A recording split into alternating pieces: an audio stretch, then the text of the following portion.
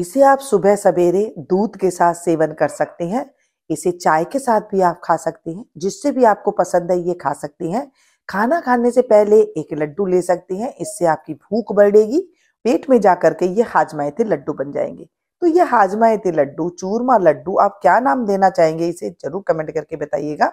तो यहाँ पर लेंगे हम 2 कटोरी गेहूं का आटा। देखिए पहले जमाने में ना मोटा आटा हुआ करता था। अभी भी अगर आप चक्की पे पिसवाते हैं तो मोटा आटा पिसवा लीजिएगा। और उसके बाद आधी कटोरी जो है बेसन डालेंगे इसके अंदर, और चौथाई कटोरी यहाँ पर 2 चम्मच के करीब सूजी डालेंगे। जो बेसन आप पिसवा रहे हैं अगर वो भी आपके पास दरदरा मोटा बेसन है तो वो बहुत अच्छा है, नहीं है तो आप इसमें 2 चम्मच अगर सूजी डाल लेते हैं तो ये वही काम करेगा जो मोटा आटा काम करता है। अब यहाँ पर आधी कटोरी के करीब हम घी लेंगे, जिसमें से हम कुछ बचा लेंगे, यानी कि इसमें चौथाई के कप यहाँ पर घी लग जाएगा। घी इतना लेना है कि हम मस लें तो ये एकदम मुट्ठी बन जाए। देखिए जब हम अंदर घी डाल देते हैं ना, जो हमारे लड्डू हैं एकदम सुपर सॉफ्ट बनते हैं, मुंह भी खुल जाने वाले बनते हैं। इतने अच्छे, इतने परफेक्ट आपके लड्डू बनेंगे कि हलवाई भी आपके लड्डू का आगे फेल है। मैं हर रेसिपी आपको ऐसे ही बताती हूँ जो हमारे घरों में बनाई जाती थी। देखिए जो भी खाना बनाए ना आप घर में ही बनाया करें, बहुत साफ सुथरा बनता है, हेल्दी बनता है। आपको पता है कि आटा कितना पुराना है, बेसन कितना पुराना है, और घी आप कौन सा डाल रहे हैं।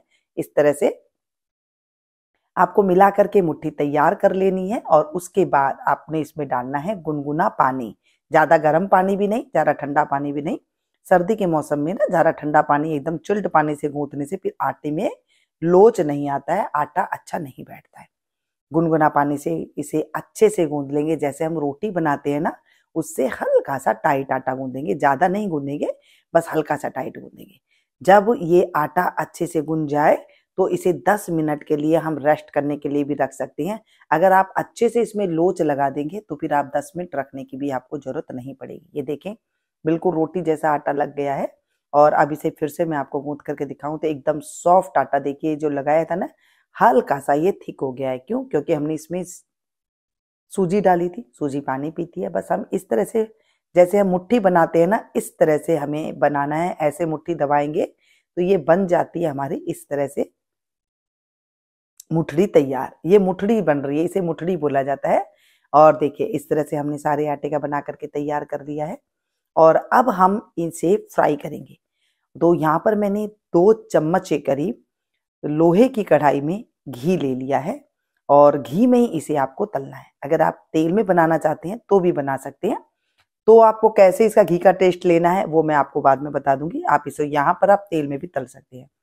बहुत कम घी में, 2 चम्मच घी में मैं इसे तल रही हूँ। देखिए ये ज्यादा घी बिल्कुल भी नहीं लेंगे, जितना आपने डाला है ना उतना ही घी इसमें थोड़ा सा कम होगा, और ये तल करके हमारे तैयार हो जाएंगे। एकदम धीमी आंच पर आपको इसे तलना है। जब इसका कलर चेंज होने लगे तब आप उसको पलट दें। ये जो हम बना रहे हैं लड्डू, ये आप चूरमा का लड्डू भी कह सकते हैं। इसे हम चूरमा ऐसे ही बनाते हैं ना, तो चूरमा का भी कह सकती हैं। ये जो दानेदार लड्डू बनने वाला है आपका, ये अगर आप 1000-1200 रुपया कभी बाजार से खरीद के लाते हैं ना लड्डू, उसके आगे भी ये वो फेल रहेंगे इसके आगे। इतने ये स्वादिष्ट लड्डू बनने वाले हैं। लेकिन रेसिपी आप जो भी देखते हैं ना, एकदम आराम से एक एक चीज ध्यान से मैं आप लोगों को बताती हूँ, तो वो चीजें आप बिल्कुल ध्यान से देखा करें। जैसे ही कलर चेंज हुआ हमने इसे पलट दिया। आंच को बिल्कुल भी आपको तेज नहीं करना है, नहीं तो अंदर से ये कच्ची रह जाएगी, फिर स्वाद अच्छा नहीं आएगा, कच्चा कच्चा स्वाद आएगा। बस ये 5 से 7 मिनट इसमें लगेंगे। अगर पतली होगी तो, और थोड़ी मोटी होगी तो 10 से 12 मिनट लगेंगे, इससे ज्यादा आपको नहीं लगेगा। ये देखिए अच्छे से ऐसे बादामी कलर आ जाए तब तक आपको इसको भून लेना है। मैंने ये कढ़ाई में थोड़ी डीप कढ़ाई ली थी ताकि घी कम लगे, और इसके अंदर पतली वाली कढ़ाई है तो आपको थोड़ी सी धीमी छोटे चूल्हे पे आपको रखना है, और मोटे तले की कढ़ाई है तो आप बड़े चूल्हे पे भी रख सकते हैं। आंच को धीमा ही रखना है। बस इस तरह से हमने सारी बना करके तैयार कर दी। अब जो और रखी थी उन्हें भी हम इसी तरीके से ही डाल करके इसे सेक लेंगे। देखें जितना घी था उतना ही घी है।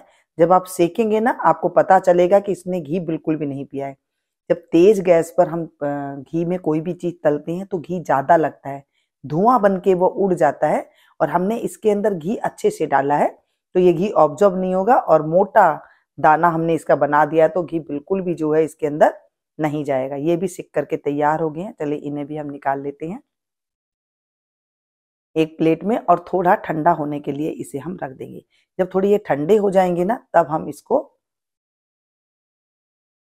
पीसेंगे। आप इसे इस तरह से तोड़ तोड़ के इसके रख दीजिए ताकि ये जल्दी से ठंडे हो जाए। अभी हल्के से गर्म है ये, जो पहले हमने तले थे ना वो ये हैं, ताकि वो हल्के से गर्म जो है वो थोड़े से ठंडे हो जाए। अब आप तोड़ने पे ही देख सकते हैं कि कितनी सॉफ्ट है। पहले क्या हुआ करता था, हमारी जो दादी नानियां थी ना, जब हम छोटे थे हमारी मम्मी क्या करती थी, इमाम दस्ते में इसे कूटा करती थी। बहुत आसानी से इमाम दस्ते में कूट जाता था। और अगर मैं आपको इमाम दस्ता दिखाऊं तो आजकल किसी घर में होता है, किसी घर में नहीं होता है। शहरों में ज्यादातर मिक्सी जार होता है, तो मैं आज आपको मिक्सी जार में ही दिखाऊंगी। ये अच्छे से इस तरह से तोड़ करके रख देते हैं, बहुत अच्छे से ठंडे हो जाते हैं। जब तक वो ठंडे हो रहे हैं हमने कुछ ड्राई फ्रूट ले लिया। मैंने यहाँ पर बादाम की गिरी ली है। आप बादाम काजू जो भी पसंद है वो इसमें ले सकती हैं। और हल्का दरदरा इस तरह से आप पीस करके इसे तैयार कर लें। जब ये बादाम वगैरह डाल देते हैं ना बहुत अच्छा टेस्ट आता है। ऐसा इतना अच्छा टेस्ट आता है कि जैसे हम बाहर से कोई 2000 रुपया किलो के लड्डू लेकर के आए, इतना अच्छा टेस्ट आ जाता है इससे। कम ज्यादा आप अपने मर्जी के अनुसार इसमें कर सकते हैं। चलिए जी, बादाम हमारे पिस करके तैयार हो गए हैं। यहाँ पर हमारे जो चूरमा हमने बनाया था ना वो इसके अंदर ठंडा हो गया है। मिक्सी के जार में डालेंगे, सिर्फ इसे ऑन ऑफ करेंगे, 2-4 बार में ये पिस करके तैयार हो जाएगा। ज्यादा आपको घुमा करके पीसना नहीं है, नहीं तो ये एकदम आटा जैसा बन जाएगा। और ठंडा करके पीसना है। फिर से मैं कह रही हूँ, अगर गरम गरम पीसेंगे तभी भी ये आटा का रूप ले लेगा। ये देखिए बढ़िया ऐसे लग रहा है ना, जैसे हमने इसे इमाम दस्ता में कूटा है। यहाँ पर किन किनों ने इमाम दस्ता से कूटते हुए देखा है या कूट करके बनाया है तो ये जरूर कमेंट करके बताइएगा। ये देखिए, अगर आप भी आज भी आपके पास इमाम दस्ता है तो उसमें भी आप इस तरह से कूट करके बना सकती हैं। और मिक्सी में पीस रहे हैं तो हल्का दरदरा ऐसे ही आपको रखिएगा, ताकि छोटे छोटे से ये जो आएंगे ना दाने मुंह में वो बहुत अच्छे लगेंगे लड्डू के अंदर। तो इस तरह से आपको थोड़ा रखना है, एकदम पीसना नहीं है। चूरमा हमारा बनकर के एकदम तैयार हो गया है। अब इसको मीठा किस चीज से करना है। यहाँ पर जो घी बचा था ना, 1 चम्मच से 1.5 चम्मच करीब घी है, बस इसी के अंदर ही हम गुड़ डाल देंगे। 2 कटोरी आटा लिया था, 2 कटोरी हम गुड़ डालेंगे और इसमें 2 चम्मच के करीब घी डालेंगे। बस इतना ही डालेंगे। कप के अनुसार कितना ने, आप 1 कप भी डाल सकते हैं, आधा कप भी डाल सकते हैं, चौथाई कप भी डाल सकते हैं। जितना आपको घी पसंद है उतना आप डाल सकती हैं। बिल्कुल पसंद नहीं है तो जो घी बचा था ना बस उसी में ही गुड़ को पिघला करके आपको बना लेना है।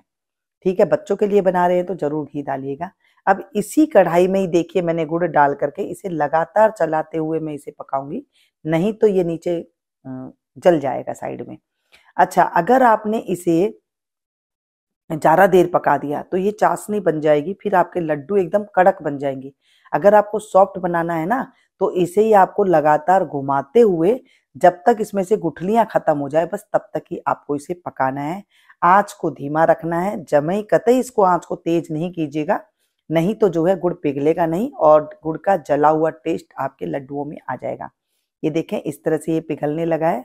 अगर हम उठा करके देखें तो हमें गुठलियां हल्की हल्की नजर और आ रही है। बस 1 मिनट के लिए इसे और पका देंगे।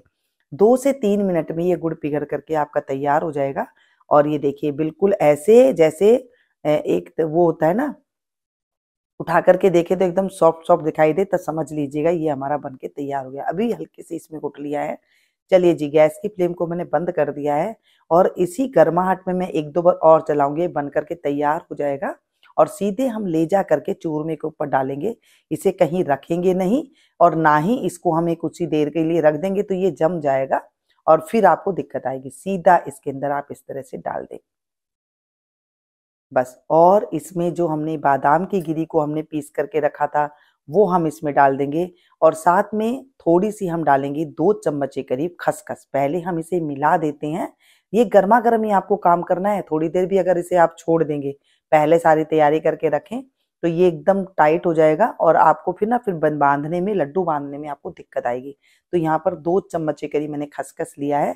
इससे बहुत अच्छे स्वाद के साथ साथ आपके शरीर में एक ताकत आती है। अगर इस तरह के लड्डू बनाते हैं टेस्ट तो आपको बहुत अच्छा लगेगा। जैसे मैंने कहा कि हलवाई को भी फेल करने वाला आज मैं ऐसे लड्डू आपको बताऊंगी, आपने जिसको भी इसे खिला दिया ना वो बार बार आपकी तारीफ करेगा और पूछेगा कि आपने ये लड्डू कैसे बनाए। जरूर बना करके देखिएगा और मुझे कमेंट करके बताइएगा कि आपके लड्डू ये कैसे बने थे।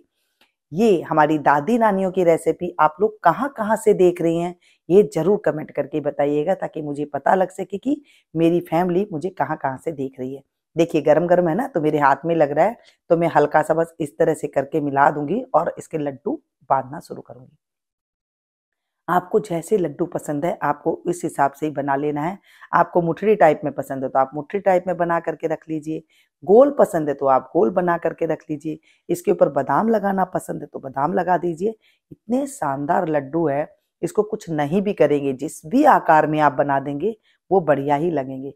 घर वालों से आप घर वालों को जब ये बना करके आप खिलाएंगे ना, तो वो बार बार आपसे डिमांड करेंगे, इतने सॉफ्ट, मुलायम और मजेदार लड्डू आज तक हमने नहीं खाए, ये कैसे बनाए। गोंद के लड्डू तो हम हर कोई बनाते हैं।